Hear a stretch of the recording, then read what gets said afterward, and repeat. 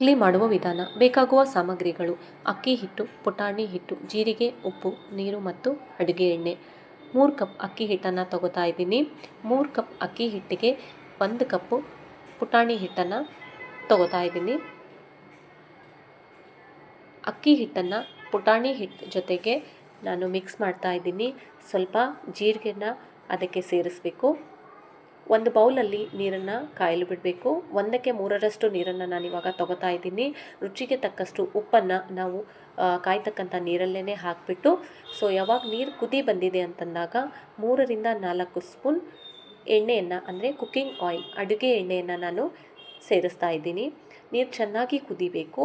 ನೀರು ಚೆನ್ನಾಗಿ ಕುದಿ ಬಂದಿದೆ ಅಂತಂದಾಗ ನಾವು ಮಿಶ್ರಣವನ್ನು ಚೆನ್ನಾಗಿ ಮಿಕ್ಸ್ ಮಾಡಿಕೊಂಡು ಆ ಮಿಶ್ರಣವನ್ನು ನಾವು ಕುದಿತಕ್ಕಂಥ ನೀರಲ್ಲಿ ಹಾಕಿ ಫ್ಲೇಮನ್ನು ಆಫ್ ಮಾಡಬೇಕು.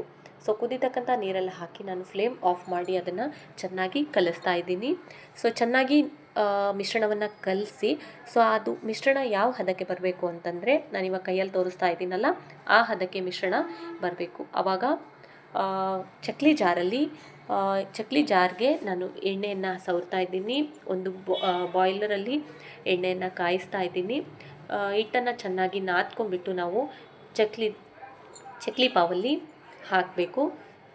ಚೆನ್ನಾಗಿ ತಟ್ಟಿ ಚಕ್ಲಿ ಪಾವನ್ನು ಕ್ಲೋಸ್ ಮಾಡಿ ನಮಗೆ ಬೇಕಾದಂಥ ಶೇಪಲ್ಲಿ ನಾವು ಚಕ್ಲಿಯನ್ನು ಮಾಡ್ಕೋಬೋದು. ನಾನಿವಾಗ ರೌಂಡ್ ಶೇಪಲ್ಲಿ ಚಕ್ಲಿಯನ್ನು ಮಾಡ್ತಾ ಇದ್ದೀನಿ. ಒಂದು ಕವರ್ ತೊಗೊಂಡ್ಬಿಟ್ಟು ಆ ಕವರಲ್ಲಿ ಸ್ವಲ್ಪ ಆ ಕವರ್ಗೆ ಎಣ್ಣೆನ ಹಚ್ಚಿ ನಾವು ಚಕ್ಲಿನ ಮಾಡಿದರೆ ನಾವು ಈಸಿಯಾಗಿ ಆ ಚಕ್ಲಿನ ತೆಗಿಬೋದು. ಇಲ್ಲ ಅಂತಂದರೆ ಅದು ಕವರ್ಗೆ ಅಂಟ್ಕೊಂಡ್ಬಿಡುತ್ತೆ. ನಮಗೆ ತೆಗಿಯೋಕ್ಕೆ ಈಸಿಯಾಗಿ ಬರಲ್ಲ. ಮಾಡಿರ್ತಕ್ಕಂಥ ಚಕ್ಲಿಯನ್ನು ನಾನು ಎಣ್ಣೆಲೇ ಕಾದ ಎಣ್ಣೆಲೇ ಹಾಕ್ತಿದ್ದೀನಿ. ಕಾದ ಎಣ್ಣೆಲಿ ಹಾಕಿ ಅದು ಫ್ಲೇಮನ್ನು ನಾವು ಒಂದೇ ಸಮಾನೆ ಇದು ಮಾಡ್ಕೋಬೇಕು.